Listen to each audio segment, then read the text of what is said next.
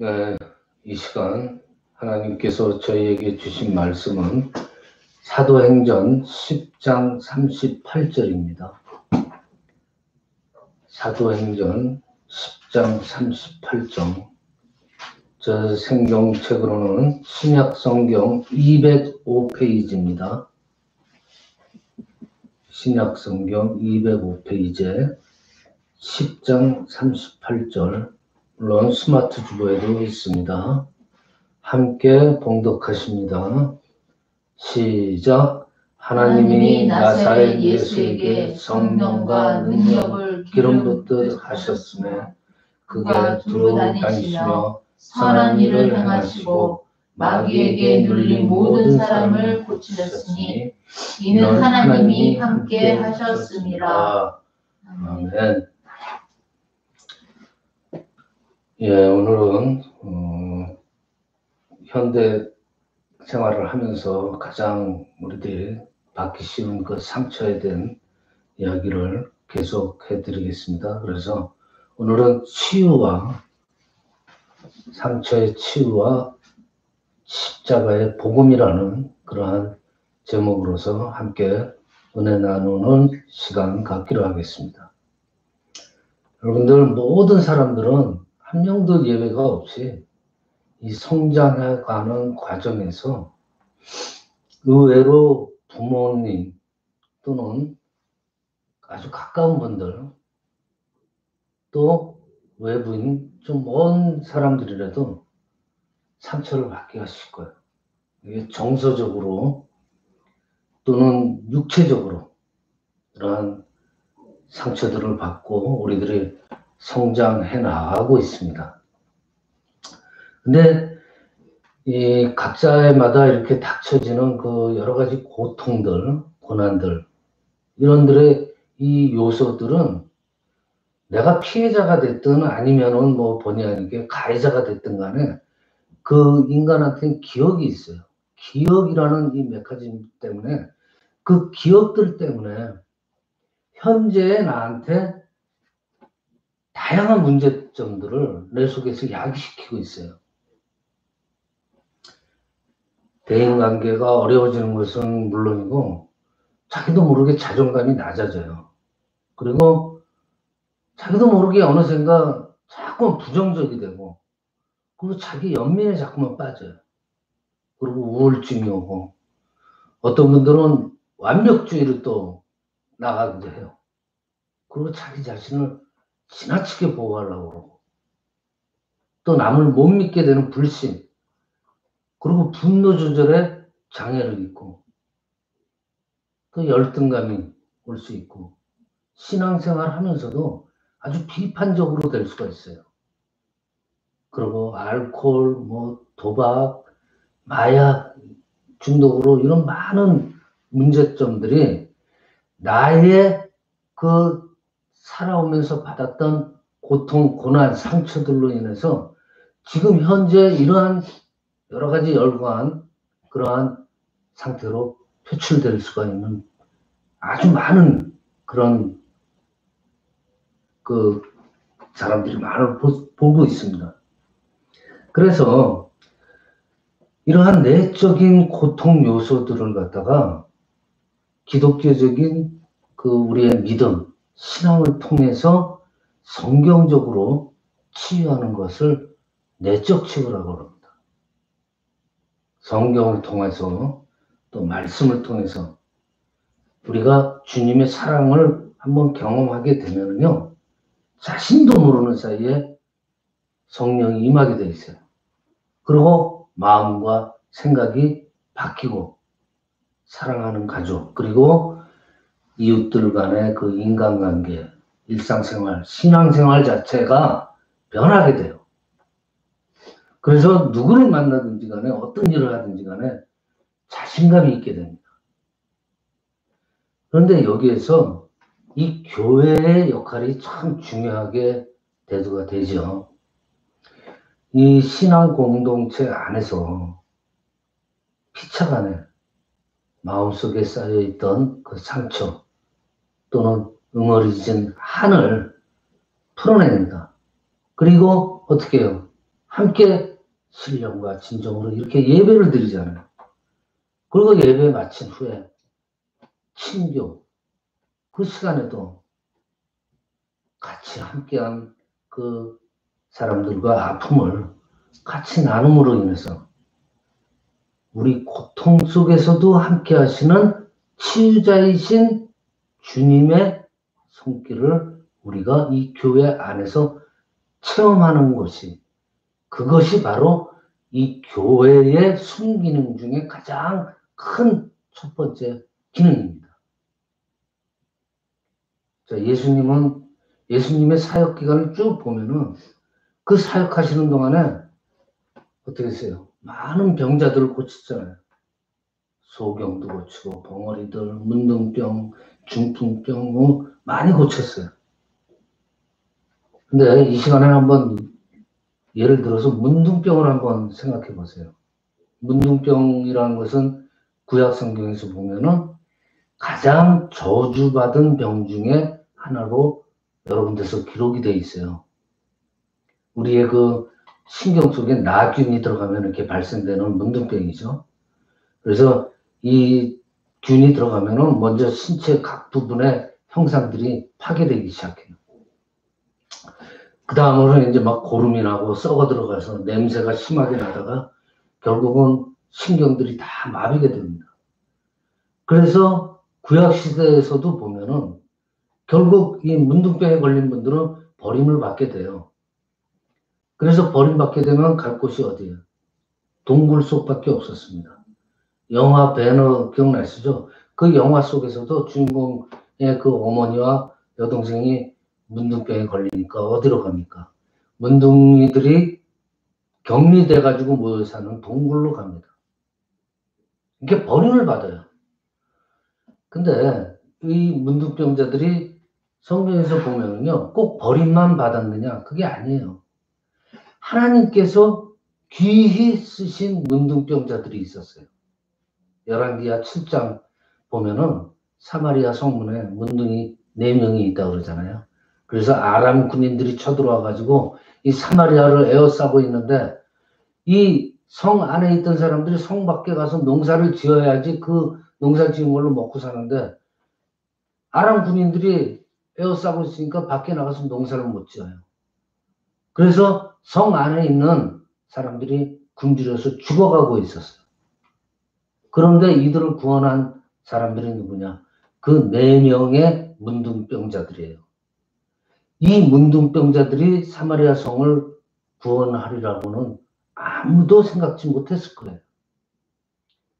많은 사람들이 왕이 구해주겠지, 군대 장관이 구해주겠지 했는데 버림받은 이 비천한 4명의 문둥이가 사마리아를 구원했습니다. 이 4명의 문둥이들, 어떻게 보면 더럽고 병들고 가치 없는 그러한 인생들인데 왕과 장관들이 못한 사마리아를 굶주리면서 건져낸 사람들이에요. 하나님께서 성경에 이런 말씀을 기록했다는 것은 이 뜻이에요. 네가 아무리 문둥이처럼 비참해 보여도 주님의 이끌림을 받으면은 네가 아무리 문둥병자라도 네가 걷는 걸음 속에 하나님의 능력이 나타날 수가 있다. 사마리아를 건질 수 있는 능력이 나타날 수 있다. 라고 우리들한테 말씀해 주시기 위해서 성경에 그렇게 기록을 해 주신 겁니다. 여러분들 힘드시죠? 살기가 뭐 쉬운 게 아니에요. 이 문둥병자들처럼 살아가는데 정말 이 형편이 어렵고 힘들고 정말 서럽지만은 하나님의 인도를 따라서 은혜의 길을 걸어가면은 우리에게도 하나님의 은혜가 임하고 하나님이 주신 능력을 우리가 발휘할 수 있다는 말씀이에요. 하나님의 은혜, 축복, 그 모든 것들이 나뿐만이 아니라 사랑하는 우리 가족들, 우리 주변의 이웃들, 그분들을 구원함에 이어가지고 궁극적으로는 모든 사람들을 치유로 이끄신다는 것을 명심하길 바랍니다. 제가 문둥병 얘기를 했는데 이 육적인 문둥병뿐 아니라 영혼의 문둥병도 있다는 사실을 우리는 분명히 알아야 됩니다. 하나님께서는 그걸 말씀하시려고 그랬던 거예요. 겉으로 드러나는 문둥병은 아무것도 아닙니다. 누구나 걸릴 수 있어요. 자, 하나님과 우리 사이가 죄로 인해서 끊어졌어요. 그 결과로 그 전에 없던 병들이 몸에서 생겨납니다. 육적인 병도 있지만 마음에도 이제 병이 생기기 시작해요.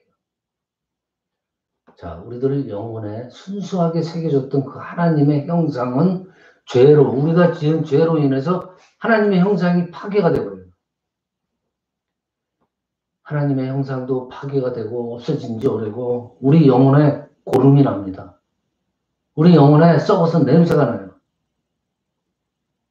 이렇게 서서히 영혼이 파괴되어지는 것을 우리는 모르고 지날 때가 많아요.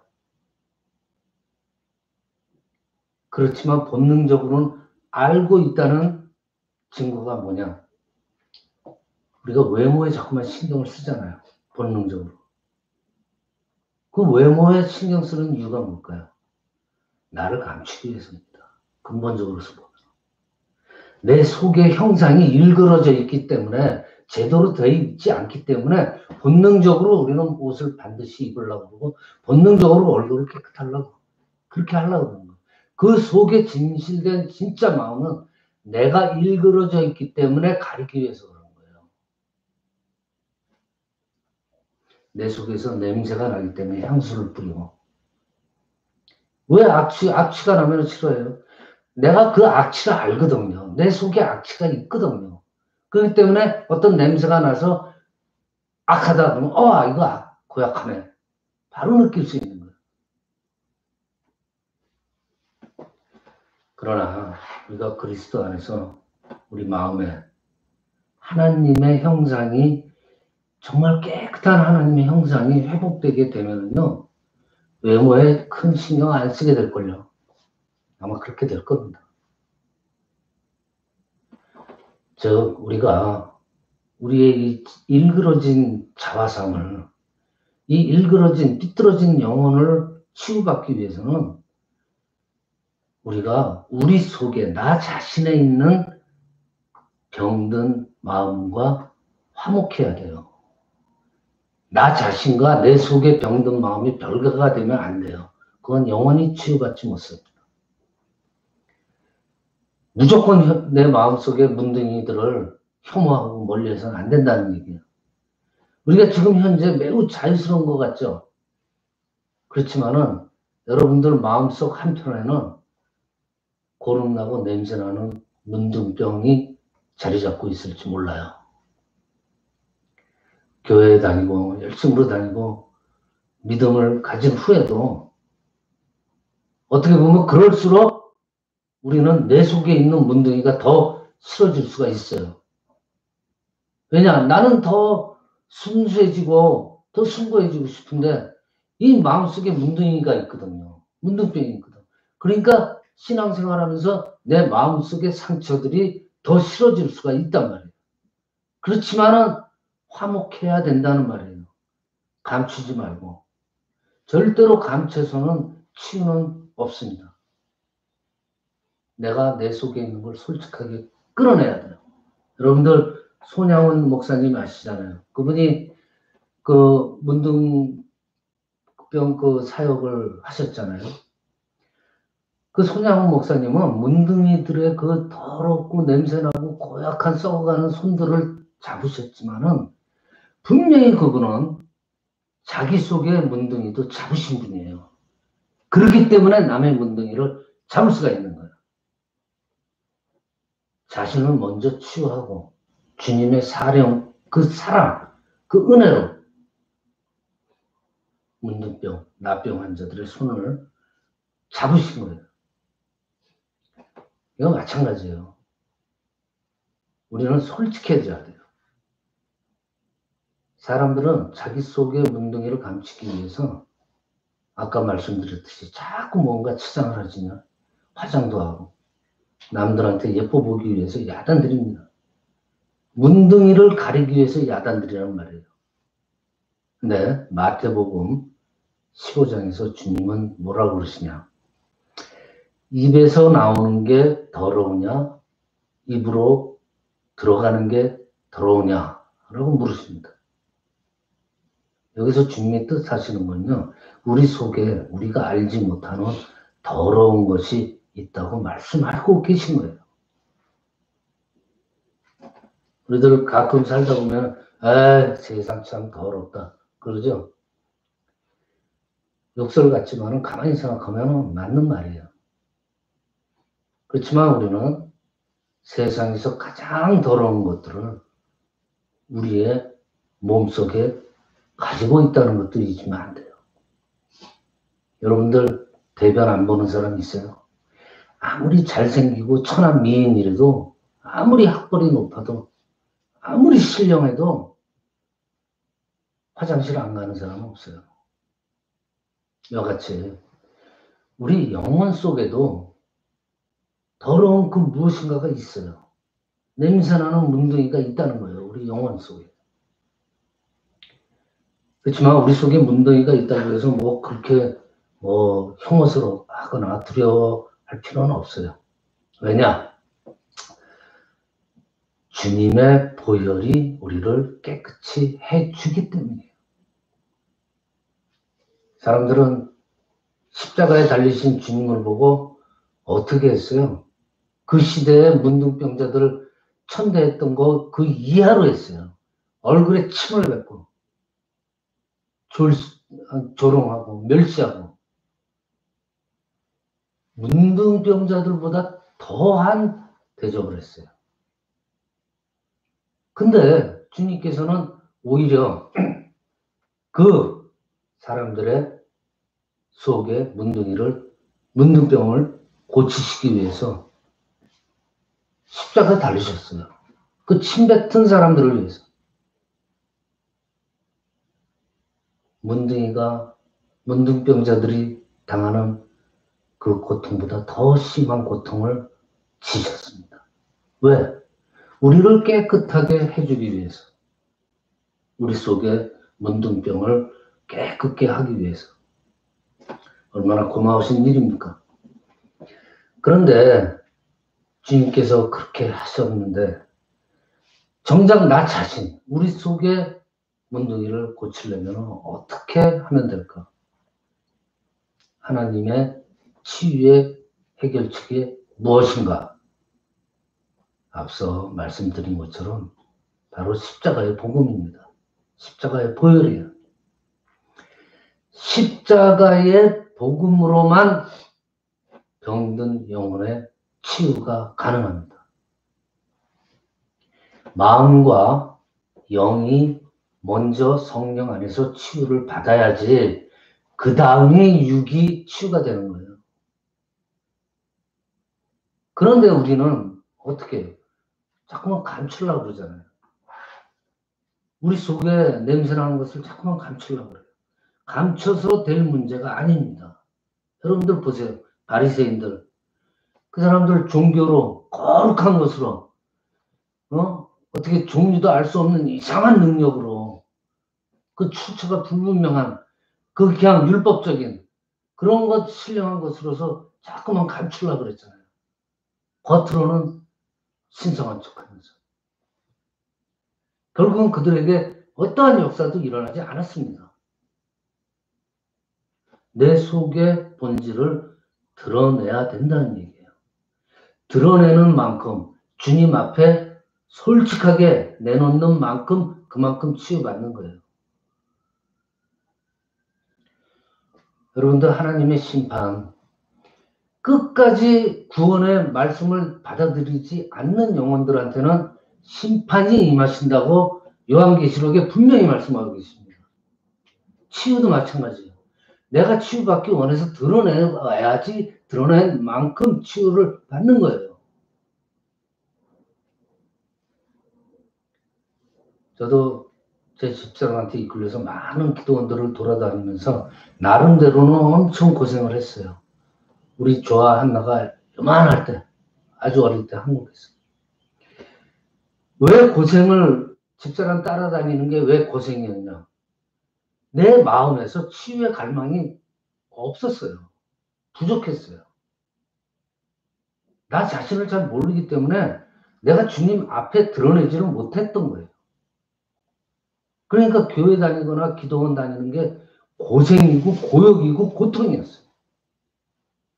30대 초반에 그 젊은 나이에 그 젊은이가 길거리에서 쓰러지고 집구석에서 팍팍 쓰러지고 임종 직전에 들어간다는 그 중환자실을 내가 몇 번씩 경험해보고 그러다 어느 날 그날도 중환자실에 있는데 환자들이 옆에서 하나둘씩 없어지는 거예요. 다 죽어나가는 거예요. 야, 이거 나도 이 상황까지 왔구나. 죽음에 대한 준비를 해야 되겠구나. 그때 그 생각이 든 거예요. 난 아직도 기억이 나요. 그때부터 나 자신이 보이더라고요. 그리고 치유에 대한 갈망이 딱 생기는 거예요. 나 죽기 싫은데. 그러면서 집사람과 가족들의 끈질긴 기도가 열매를 맺기 시작하는 거예요. 죽음 앞에서 나 자신이 보이기 시작하니까 주님께 드러내기 시작하는 거예요. 여러분께 간절히 당부하는 한 가지가 있다면요. 여러분들은 미련한 저처럼 죽음이라는 최악의 순간까지 가기 전에 일찌감치 지금 미리 깨달으시기를 바란다는 거예요. 아무튼 그때부터 말씀이 마음에 들어옵니다.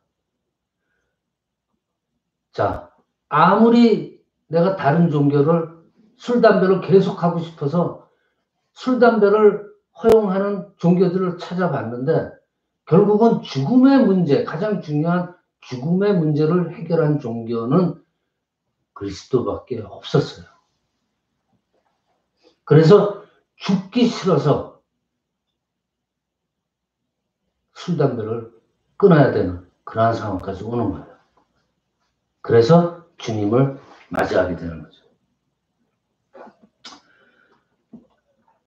자, 하나님은 십자가의 복음으로 병든 영혼들을 즉 아픈 마음들을 고쳐주세요. 그런데 이 복음, 치유의 복음은 아무한테나 주는 게 아니라고 그랬죠. 십자가의 복음이라는 것은 하나님 나라하고 무관하지 않습니다. 주님께서 뭐라고 말씀했어요? 심령이 가난한 자들에게 천국이 주어진다고 그랬어요.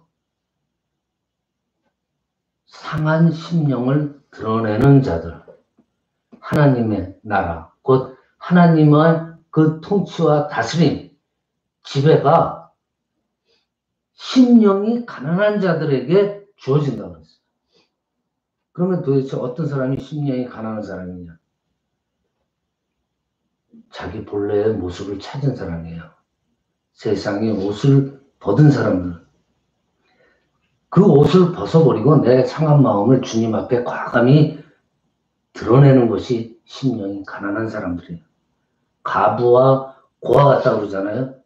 이게 경제적으로, 물질적으로 가난하다는 그 말을 하는 게 아니에요. 여러분들, 이 세상 살아다 보면은 자꾸만 쌓아두려고 그러잖아요. 이 쌓아두고 모으려고 그럽니다. 왜 쌓아두고 모으려고 그럽니까? 안전하거든요, 일단은. 내가 좀 있으면은 풍족해지는 것 같거든요. 안전한 것 같거든요. 위대해 보이기 때문이에요. 굉장히 커 보이는 것들이, 굉장히 많은 것들이 내 속에 무력감을 덮어줘요.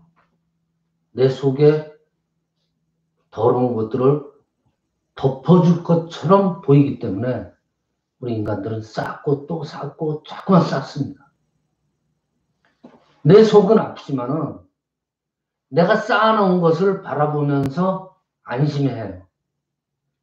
즉 세상을 보면서 참 엔조이해요. 참 세상 재밌다, 좋다.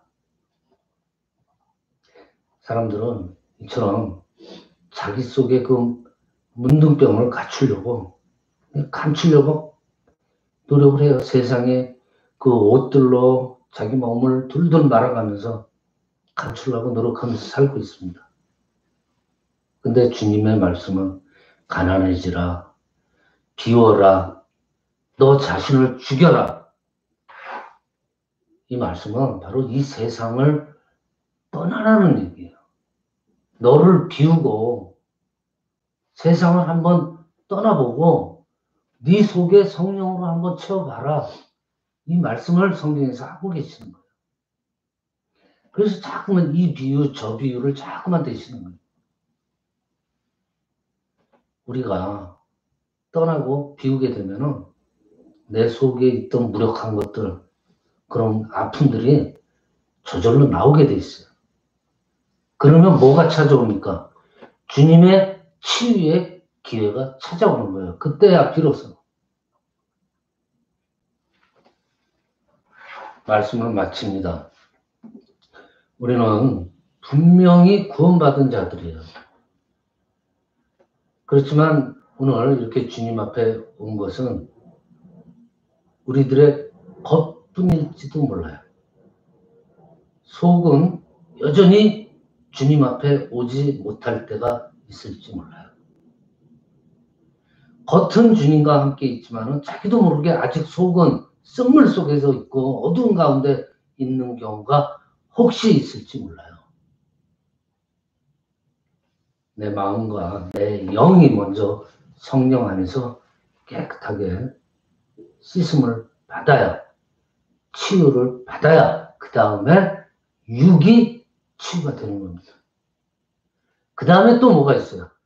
내 아이 영이 치유가 되고 내 육이 건강해지면은 그 다음에 이웃사랑이 있고 전도가 있는 거예요.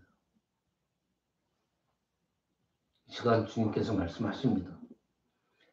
너는 더 이상 아프지 않을 것이다. 내게로 오라. 내가 너를 치유해 주리라. 하고 우리한테 언제나 손을 벌리고 계세요. 우리가 그 손을 못 잡는다 뿐이에요. 솔직해지고 다 주님 앞에 드러내서 진정 마음과 영으로 치유해 주리라 라는 말을 받아들일 줄 아는 저와 여러분이 되시기를